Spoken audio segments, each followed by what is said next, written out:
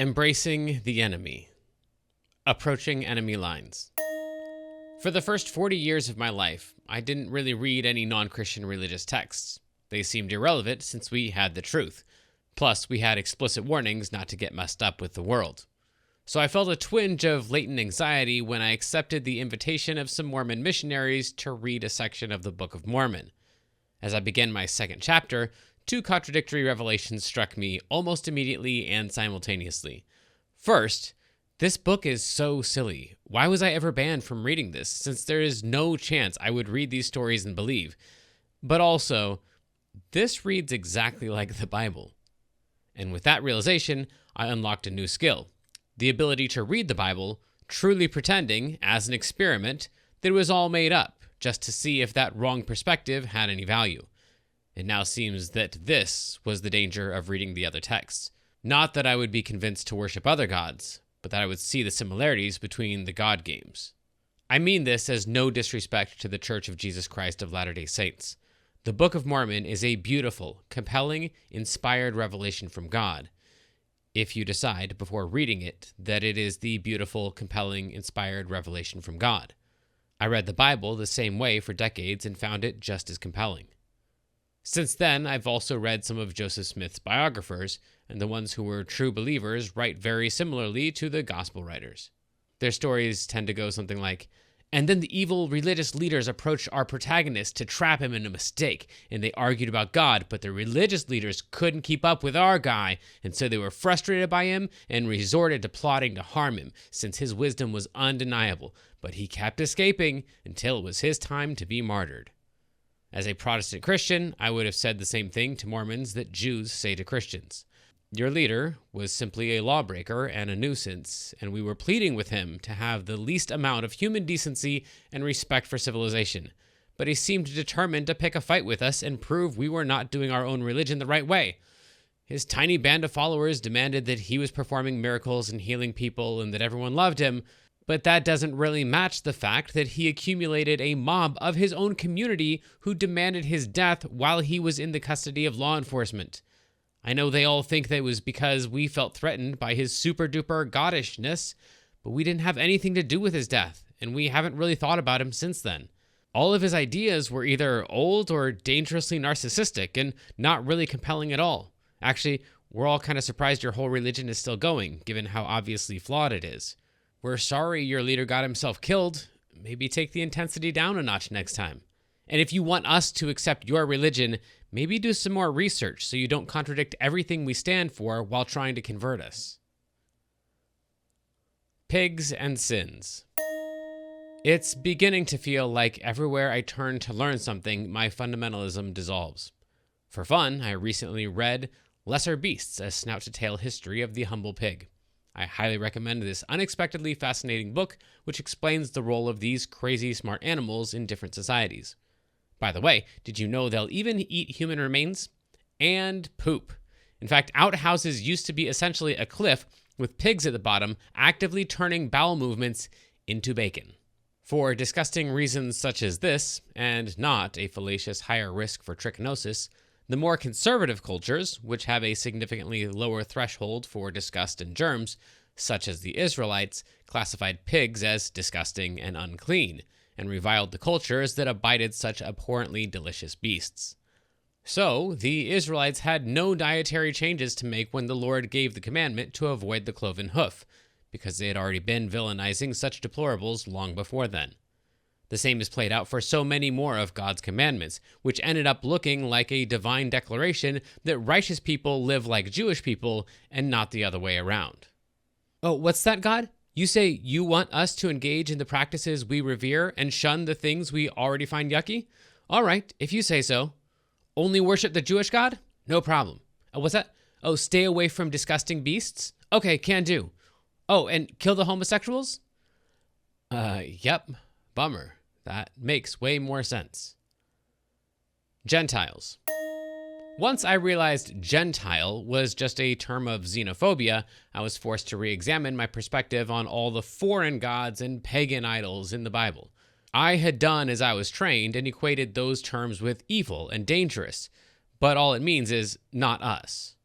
Of course, Jews are only supposed to marry Jews, and the list of similar practices is long, not just in Judaism or religion, but all religiously revered cliques.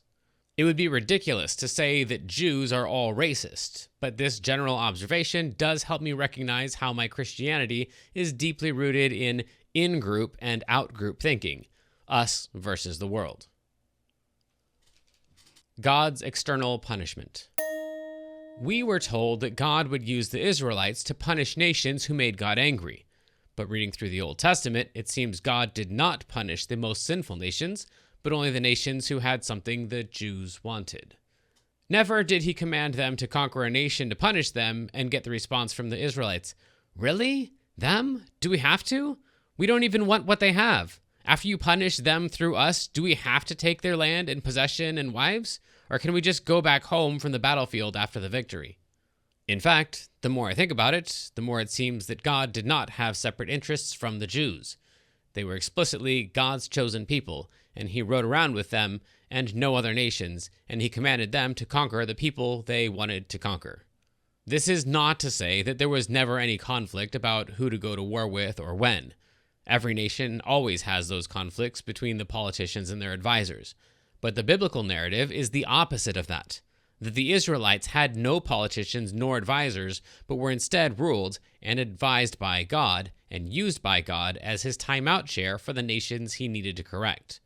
From the Christian perspective, it would be a sin to wonder if the Israelites were doing what every single other nation did at the time, believing in their God and using him as an excuse to carry out the conquests they wanted to.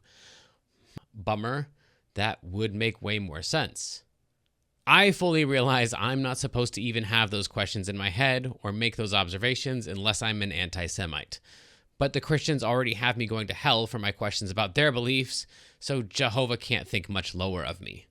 Also, I'm completely open to being wrong. I hope I am. These are just curiosities I'm waiting to be taught. But while we're on the topic, God's internal punishment. Sometimes God allowed the Israelites to lose. That was always because they had sinned. Throughout history, as long as they were following God, he fought for them and won their battles. And every time they were defeated, enslaved, tortured, murdered, it was their fault. Except for one notable event called the Holocaust. Now, I'm not saying that that was their fault. I don't think any of their defeats were because of moral failings. But given their historic worldview, it sure seems to follow that they would have taken a good hard look at how God used the Nazis to love them into repenting of their ungodly ways. Dang, I don't think I'm allowed to say that. But also, how did I miss that? Note, if there is an anti-Semite to be found in this passage, it would have to be the one who brought hell into the mix, since that's not a Jewish idea until Jesus hits the scene. The Auschwitz crematoriums were but a mere birthday candle compared to the raging bonfire he has prepared for the Jews at the end of days. So, 6 million? Please. There are 16 million of these Christ deniers on earth today, and another 10 to 12 billion in the grave, for whom the Christian God must tell Der Fuhrer, hold my beer. A godly heritage. While it's true that I've discovered that I was being lied to when I was trained that non-Christians are dangerous people, or that agnostics are lazy, or that anti-Christians are evil, I also found a more troubling set of untruths. The heroes of Christianity were quite often not Christian at all. Some of the us's were really thems. This might have been more extreme for me as an American, since I was taught that our founding fathers were upstanding Christians. Our laws may have been built on principles that were most recently known as Judeo-Christian values to the founders, but to make the leap we did in calling them Christian is similar to noting that they also used democratic principles from Greece and then claiming that they all loved Zeus. To be fair, it seems every people group likes to claim the allegiance of famous people who are even half related to themselves. For example, just search famous, whatever, African Americans, Jews, Greeks, etc. Whatever you want to search. I don't want to get in trouble for what you discover. But now that I'm reading on my own and not just accepting the edited quotes from my Christian leaders, the Christian heroes I grew up with don't even seem half Christian. Just a few examples might include Thomas Jefferson, who said, "I have examined all the known superstitions of the world, and I do not find in our particular superstition, Christianity, one redeeming feature. They are all alike founded on fables and mythology." The great Christian Thomas Paine said, "All national institutions of churches, whether Jewish, Christian, or Turkish, appear to me no other than human inventions set up to terrify and enslave mankind and monopolize power and profit." The succinct Christian Benjamin Franklin said, "Lighthouses are more helpful than churches." And Christian founding father James Madison said, "Religious bondage shackles and debilitates the mind and unfits it for every noble enterprise." Other names you might recognize include Clara Barton, founder of the American Red Cross, Alexander Graham Bell, Mark Twain, Thomas Edison, Frederick Douglass, John Locke, Karl Popper, and Jean-Jacques Rousseau. These were all names I had heard in my church and Christian schooling as examples of people who pointed to Jesus as their inspiration in secular fields. I would have reflexively claimed that they were all basically Christians, including, embarrassingly, people like Socrates, who lived centuries before Jesus. Upon further reading, I noticed the same was true about our beloved theologians. When I actually read the works of C.S. Lewis, or John Calvin, or Soren Kierkegaard, or Immanuel Kant, or Thomas Hobbes, or Paul Tillich, rather than just reading the quotes my church gave me, I found that they would not be welcomed in my Christian church, which was one of many churches that claimed that their theology was supported, even created, by these thinkers. At first, each one of these discoveries shocked me as much as when I learned that the great scientist Isaac Newton was also a dedicated alchemist. But now, learning that a Christian hero wasn't a Christian barely elicits a "yep, bummer."